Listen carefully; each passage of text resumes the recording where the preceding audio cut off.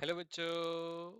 In a given question, the light of wavelength 4000 angstrom is incident on a metal plate whose work function is 2 electrovolt. What is the maximum kinetic energy of the emitted photoelectron? तो सबसे पहले तो कहानी समझते हैं कि क्या कहानी चल रही है. तो कहानी कुछ ऐसी है कि कोई मेटल का सरफेस है जिस पर इंसिडेंट रे आ रही है, जिसकी लेमड़ा हमें पता है, लेमड़ा दे रखी है 4000 एंगस्ट्रॉम. ये बात हमें पता है.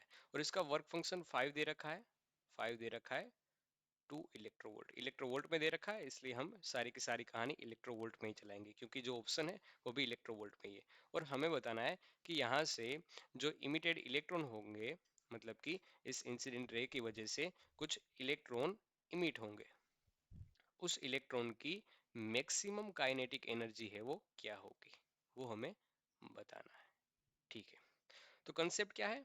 कंसेप्ट ये है कि आपको ये आइंस्टाइन वाला इक्वेशन आना चाहिए. मतलब कि कॉन्सेप्ट, आइंस्टाइन का इक्वेशन क्या है? Kinetic energy maximum is equal to जो इंसिडेंट रे की एनर्जी है वो माइनस वर्क फंक्शन.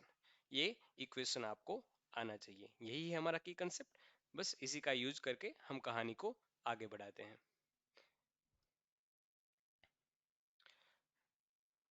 तो हमारी कहानी कुछ इस तरह से है कि हमें चाहिए kinetic energy maximum. So it is K E max is equal to energy E जो इंसिडेंट रे की है माइनस वर्क फंक्शन 5. अब एनर्जी होती है एच सी बाई लेमड़ा, लेकिन हमें चाहिए इलेक्ट्रोवोल्ट में सारी की सारी कहानी. तो ये लिख दिया मैंने इलेक्ट्रोवोल्ट में -5 अपन करके ई कर दिया, तो ये इलेक्ट्रोवोल्ट में आ गया. अब देखो कैलकुलेशन वाला पार्ट है, कैलकुलेशन करते हैं. एच की वैल्यू है 6.63, इसको मैं यहाँ रखता हूँ. एच की वैल्यू 6.26 इंटू 10⁻34, जो भी एसआई यूनिट है वो. सी की वैल्यू होती है 3 इंटू 10⁸8 मीटर पर सेकेंड. एंड ई की वैल्यू हम लेते हैं 1.6 इंटू 10⁻19 कूलम. और लेमड़ा हमें दे रखी है पहले से ही, लेमड़ा दे रखी है, वो है 4000 एंगस्ट्रोम. तो यहाँ से लिखा जाएगा 4 इंटू 10⁻7 मीटर में. तो हम सारी की सारी वैल्यू यहाँ पर पुट करते हैं, तो हमें कुछ आंसर मिलता है 3.11 के इक्वल.